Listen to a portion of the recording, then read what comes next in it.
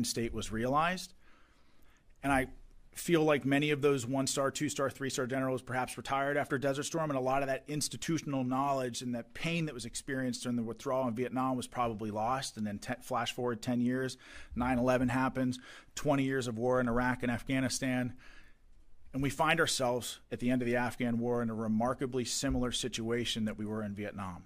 So the question that I have here, and that the department has, is what happened?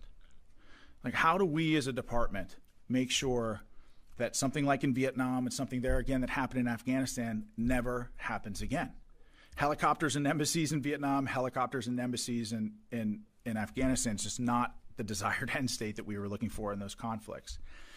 And so how do we get an assessment at the tactical, strategic, and maybe presidential level of questions that were how was intel reported during the withdrawal?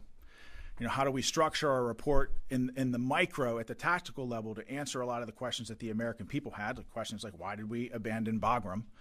How did we end up in Kandahar?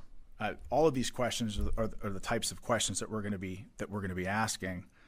But ultimately it's about weaving these lessons learned into doctrine, and the idea that like maybe we can use this review to reform the way that we evaluate and promote young non-commissioned officers and young officers. Like, for example, if you read the Afghan reports that came out every June, regardless of who the task force commander was in Afghanistan, those reviews were remarkably similar.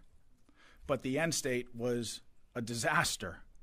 So I think if you think back to my time in Afghanistan as a young commander giving battlefield update briefs as a captain to my battalion commander, if I were constantly saying that my area of operations was a disaster, it didn't have the ammo or troops that I needed to accomplish the mission, the likelihood of me getting promoted was probably not great.